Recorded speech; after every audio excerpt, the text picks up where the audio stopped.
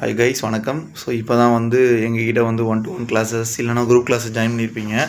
So சடனாக பார்த்தீங்கன்னா நீங்கள் ரிசல்ட்ஸ் எதிர்பார்ப்பீங்க. நிறைய பேரண்ட்ஸ் ஜாயின் பண்ண உடனே என் குழந்தை இந்த சம் எப்போ கேட்டாலும் போடணும் அப்படின்னு நீங்கள் நினைப்பீங்க.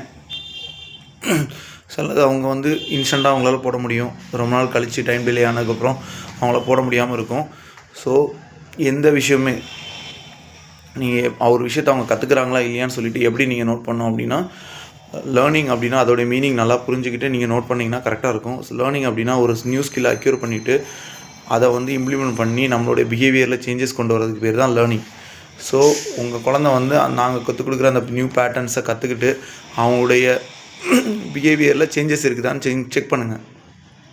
ஓகே, இருந்துச்சுன்னா கண்டிப்பாக அவங்க எங்கள்கிட்ட நிறைய விஷயங்கள் கற்றுக்குறாங்க அப்படின்னு சொல்லிட்டு உங்களுக்கு தெரியும்.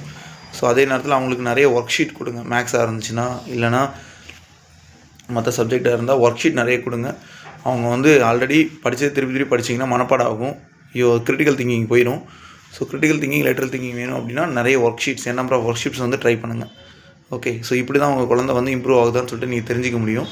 ஓகே, நன்றி, வணக்கம்.